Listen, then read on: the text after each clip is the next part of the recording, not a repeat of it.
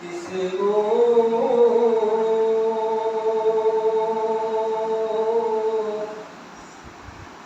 से बयां हो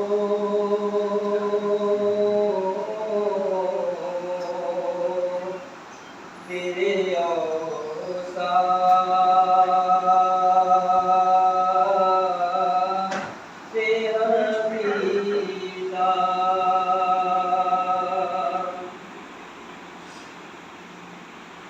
जिसा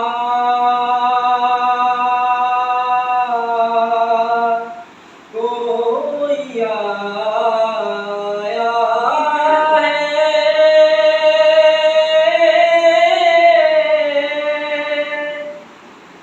उड़ाया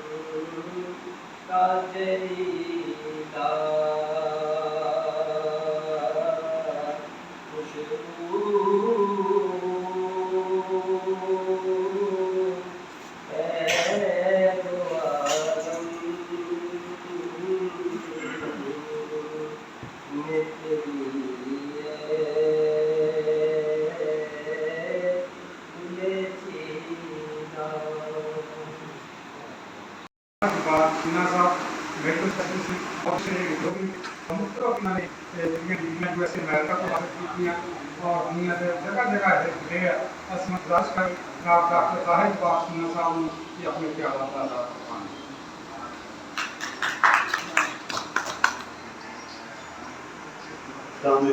वालेकुम अस्सलाम। साहब ने बहुत शुक्रिया गलबात की जाए ਅੱਜ ਦੇ ਮੌਜੂਦ के कार्यक्रम में उद्देश्य कि गजारियत एक वड्डी जिस तरह ਤੁਹਾਨੂੰ पता है खुशी वाला खेल फौरन मेरे रद्दे अमल देना होंगे जो कबड्डी खेल के दौरान वो तरबीयत की जरूरत है नाल खिलाड़ी को गुजा की जरूरत है उन्नी अहमियत है अगर वो बेहतरीन गुजा इस्तेमाल करेगा उसकी ट्रेनिंग उन्नी बेहतर होएगा गुजा में जी चीज़ों का ख्याल रखने की जरूरत है मैडिकल के हवाले मैं शेयर करा सब तो पहले तो चीज़ है 3 ਤੋਂ 4 चीज़ा बाजार और जरूरी हिस्सा होना चाहिए वो कार्बोहाइड्रेट प्रोटीन निशास्ता वो सब तो जी पहली चीज़ कार्बोहाइड्रेट का मेन जो मकसद होंगे है रोटी वाली जो बहुत ज़्यादा एनर्जी की जरूरत होती है ये उन्होंने इस्तेमाल होती है बाजार इस वास्ते कबड्डी खेलने तो पहले या बाद इस रूटीन के इस्तेमाल करते हैं कि ज़्यादा इस्तेमाल गेम करते हैं या जो प्रैक्टिस करते हैं वो इस्तेमाल होती है रोटी है चावल है दाल ये चीज़ा जो सब्जियाँ जो इस्तेमाल आलू हो गए ठीक है जी रोटियाँ इन्होंने कार्बोहाइड्रेट ज़्यादा होंगे इस्तेमाल करता है दूसरी चीज़ है प्रोटीन का मेन जो मकसद है थोड़े मसल बनाने वो कोशिश ये करनी चाहिए कुदरती जो प्रोटीन है वह इंतखाब करो कुदरती प्रोटीन कि आंडा हो गया गोश्त हो गया दूध हो गया दाल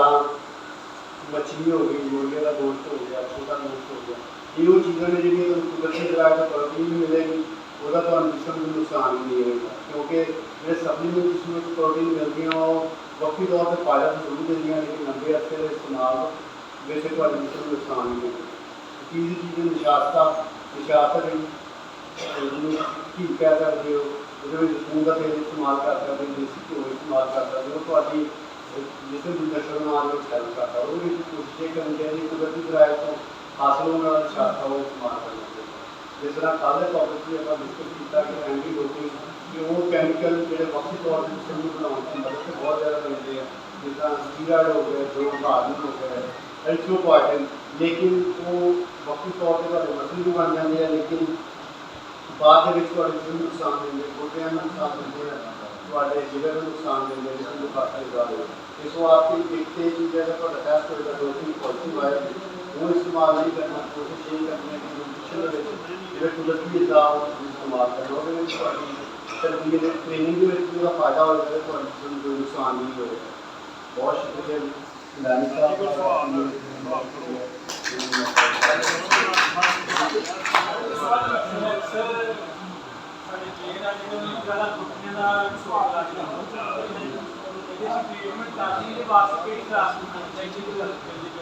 ਉਹਦੇ ਵਿੱਚ ਇਸਦਾ ਇਹ ਪਹਿਲਾਂ ਕਿ ਅਗਰ ਚੋਟ ਲੱਗੀ ਹੈ ਤਾਂ ਕੈਮਿਸਟਰੀ ਦਾ ਹਿੱਸਾ ਹੈ, ਉਹਦੇ ਵਿੱਚ ਬਿਹਤਰ ਹੈ ਕਿ ਡਾਕਟਰ ਨਾਲ ਮਸ਼ਵਰਾ ਕੀਤਾ ਜਾਵੇ। ਉਹਦੇ ਦੇਖਣਾ ਪੈਂਦਾ ਕਿ MRI ਕਰਾਉਣ ਦੀ ਜ਼ਰੂਰਤ ਹੈ, ਕੋਈ ਲਿਗਾਮੈਂਟ ਦੀ ਇੰਜਰੀ ਹੋ ਗਿਆ, ਕਿਸ ਲੈਵਲ ਦੀ ਹੋਈ ਹੈ, ਲੋਕ ਤੋਂ ਬਾਰ ਕਲੀਅਰ ਹੋ ਗਿਆ ਜਾਂ ਬਜ਼ਾਰ ਨਾਲ ਕੋਈ ਕਿਸੇ ਹੱਦ ਤੱਕ ਲੱਗੀ ਜਾ ਰਹੀ ਹੈ ਕਿ ਇਹ ਚੀਜ਼ ਨਾਲ ਉਹਦੇ ਵਿੱਚ ਦੇਖਣਾ ਪੈਂਦਾ ਕਿ ਚੋਟ ਕਿਸ ਲੈਵਲ ਦੀ, ਕਿਸ ਮਰੀਜ਼ ਦੀ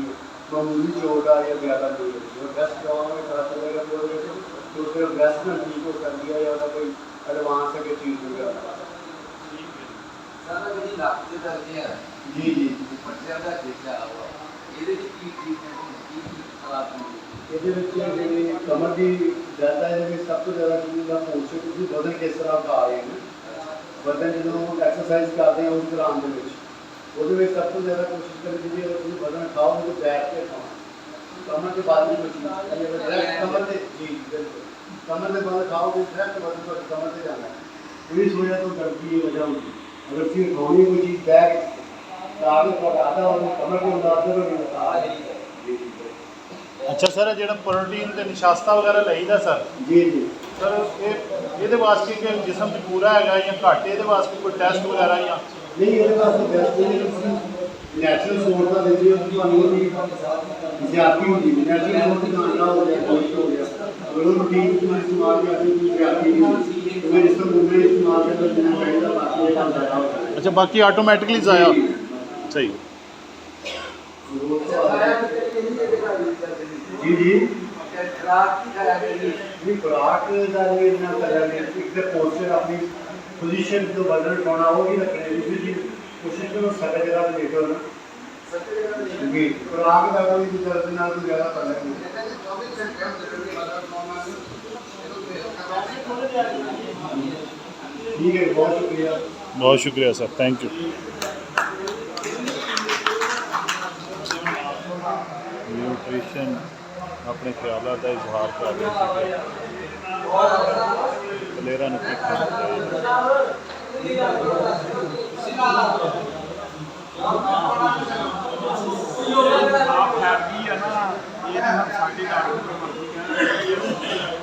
सदा विलाग में लाइक शेयर कमेंट सब्सक्राइब करो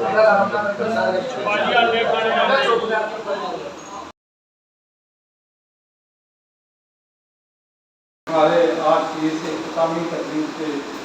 एजाज स्पीकर हैं जो रीजनल स्पोर्ट्स ऑफिसर जनाब शाह मंजर खलील साहब जो नहायत ही एनर्जेटिक स्पोर्ट्स ऑफिसर हैं उनकी नुमाइंदगी कर रहे हैं और जनाब शकील साहब तहसील स्पोर्ट्स ऑफिसर से गुजारिश करूँगा कि अपनी क़यादत का वो बहुत ही नेशनल से मैच चावल के खरीद भी रहे हैं और बेहतरीन ऑर्गेनाइजर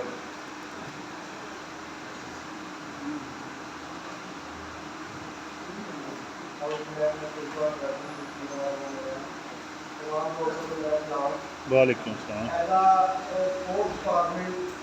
मुझे ये खुशी है कि इस तरह के सेमिनार मुनक़द हो रहे हैं जिससे कोचिंग कैसे जाता है कुछ ना कुछ हर कोचिंग को खिलाड़ियों को सीखने को मिला होगा, तो ये इनिशिएटिव लेना चाहिए। मैम साहब का और आपका दोस्तों का शुक्रिया जिन्होंने इसको ज्वाइन किया। एज अ स्पोर्ट्स ऑफिसर मुझे इसकी खुशी भी है और एक चीज़ का गम भी है। गम ये है कि हमारी जितनी भी स्पोर्ट्स है उसमें पाकिस्तानी दूसरा चलता आ रहा है कि पैरल कोई ना कोई इनको कम्पिटिशन का मौका भी मिल जाता है, लेकिन हम उसको प्रैक्टिस ज़्यादा लेते हैं। पैरल किसी भी गेम में आप देख लें 2 से 3 बॉडी बनी हुई है, तो इससे अगर आप गेम पे फोकस करें और उसके ब्लड मुझे बेहतर हो सकती है। जो लोग काम कर रहे हैं कोचिंग जाके कर रहे हैं उनके साथ हैं हम तमाम लोग हमारे लिए मोटिवेटर हैं जो प्लेयर तैयार करते हैं और खेलों में खिलाते हैं। हम स्पोर्ट्स डिपार्टमेंट के एडर नुमाइंदे, सरकार के नुमाइंदे हैं, हमारी जितने भी फैसिलिटीज़ हैं हमारी, चाहे वो स्टेडियम है, जिम्नेजियम है, लाइब्रेरीज हैं, हम आपको बेहतर से बेहतर फैसिलिटी करने की कोशिश करते रहते हैं और आप ही ये फोकस करते हैं कि आप ही कोचिंग रह के तमाम फेडरेशन कबड्डी की हो, हॉकी की हो, फुटबॉल की हो, मेहनत करते हैं। इनका एक दिन जरूर आएगा कि हम जो खोया वो इंसान को वापस दे देंगे। इंशाल्लाह। थैंक यू सो मच, आपका प्रोग्राम का बहुत शुक्रिया। बहुत शुक्रिया सर, थैंक यू। माशाल्लाह स्पोर्ट्स नुमाइंदे जो हैं वो अपना तादाद का इजाफा कर रहे हैं।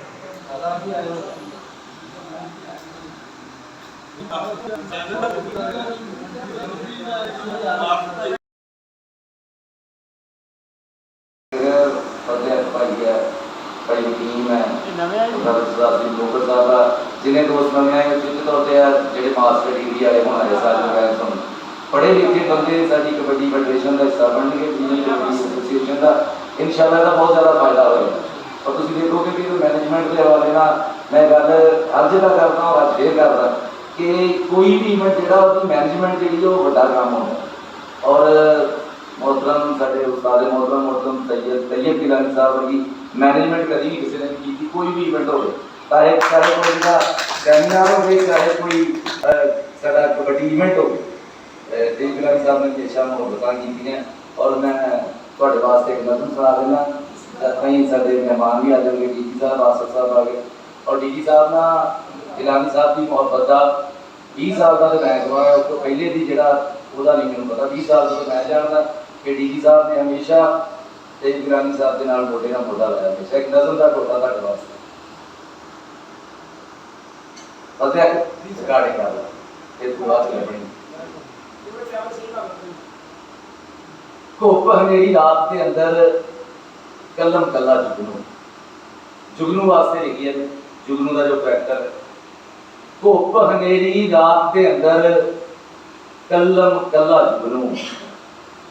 उठो दीवे बाड़ो नहीं थे ओ मर चला जुगनू।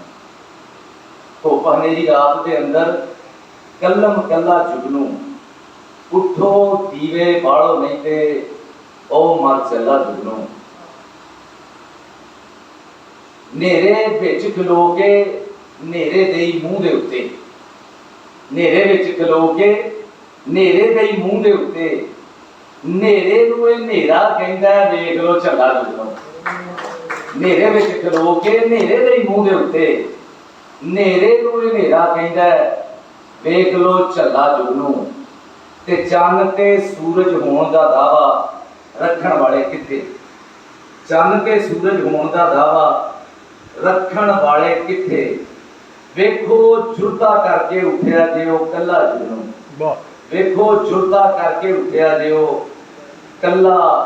जुगनू। ते सब अमावस जाए ताइयों थर थर कंबदे पए ने,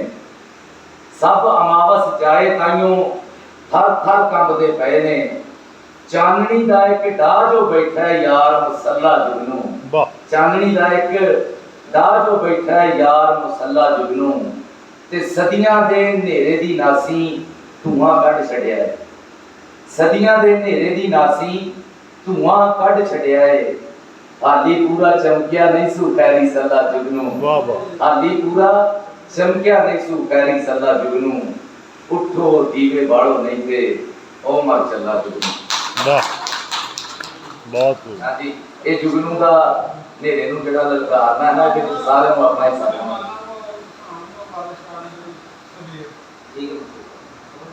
बड़े मेहमान दे सारे मेरे वीर हो, रोज ही मैनूं सुणदे ਜਿਹੜੇ ਨਵੇਂ ਚਿਹਰੇ ਮੈਨੂੰ बड़े प्यारे लग रहे ਉਹ देख रहे हैं वो देख रहे हैं। मैं भाई ਜਿਹੜਾ नाम नहीं आਉਂਦਾ माफी चाहना, फौजी आपस का नाम नहीं भुलदा नहीं, तो सरदार डोगरा का नहीं भुलदा, ते तेरा तो पुੱਤ भुल ही नहीं सकदा ना, तेरा नाम ही ऐसा। एक तो सजना नहीं कभी भुलीदा, एक बिराड़ियां नहीं कभी, ठीक है, दोनों नहीं भुलीदा। ये साडा इतिहास है, साडे पंजाब की तरीक है। मैनूं अपना एक शेर याद आ गया शिवाजी साहब के मिश्री प्यार दी हुंदी है आप मिठी, गल्लां नाल ते पैंदी खंड नहीं। पुੱਤ आदम दे होण दा की फायदा ਚੰਗੇ ਮਾੜੇ ਦੀ ਆਉਂਦੀ ਜੇ ਵੰਡ ਨਹੀਂ ਤੇ ਧੌਣ ਲੱਥਦੀ ਹੈ ਪਾਰਸ ਲੱਥ ਜਾਵੇ। ਅਸੀਂ ਨੱਕ ਹਮੇਸ਼ ਬਚਾਇਆ ਹੈ, ਅਸੀਂ ਲਾਇਆ ਹੈ ਸੱਜਣਾ ਨੂੰ ਨਾਲ ਸੀਨੇ, ਸਾਡੀ ਵੈਰੀਆਂ ਦੇਖੀ ਕੰਡ ਨਹੀਂ। ਵੈਰੀਆਂ ਨੂੰ ਕੰਡ ਨਹੀਂ ਕਰਦੀ, ਸੱਜਣਾ ਨੂੰ ਕਦੇ ਪਰੇ ਨਹੀਂ ਸੀਟੀਦਾ। ਇਹ ਸਾਡਾ ਇਤਿਹਾਸ ਆ, ਸਾਡੀ ਤਰੀਕ ਹੈ, ਔਰ ਇਨਸਾਨ ਨੂੰ ਹੋਣਾ ਵੀ ਇੰਝ ਦਾ ਹੀ ਚਾਹੀਦਾ। ਸੱਜਣਾ ਨੂੰ ਕਦੇ ਕੰਡ ਨਹੀਂ ਕਰਨੀ ਚਾਹੀਦੀ, ਔਰ ਵੈਰੀ ਜਿਹੜਾ ਉਹਨੂੰ ਕਦੇ ਢਿੱਲਾ ਨਹੀਂ ਕਰਨਾ ਚਾਹੀਦਾ, ਤਗੜਾ ਹੋ ਕੇ ਰਹਿ। ਠੀਕ ਹੈ ਜਨਾਬ ਚੌਧਰੀ ਸਾਜਿਦ ਮਾਨ, ਇਹ ਮੇਰਾ ਭਤੀਜਾ ਜੀ ਰਿਸ਼ਤੇ ਚੌਧਰੀ ਸਾਜਿਦ ਮਾਨ MSc ਹੈ, ਪੜ੍ਹੇ ਲਿਖੇ ਬੰਦੇ ਆ। ਇਹ ਬੰਦੇ ਜਦੋਂ ਰੈਫਰੀ ਜਾਓਗੇ ਸਾਡੇ ਕਬੱਡੀ ਅਫੀਸ਼ੀਅਲ ਰੈਫਰੀਸ਼ਲ ਕੋਰਸਿਸ ਜਾਓਗੇ, ਇਹ ਸਾਡਾ ਇੱਕ ਕਿਸਮ ਦੀ ਸਮਝ ਸਰਮਾਇਆ ਬਣੇਗਾ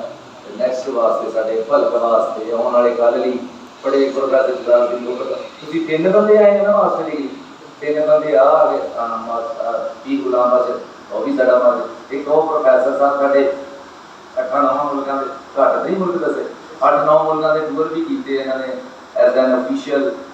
ਮੁਖਤਲਿਫ ਸਪੋਰਟਸ ਦੇ ਵਿੱਚ।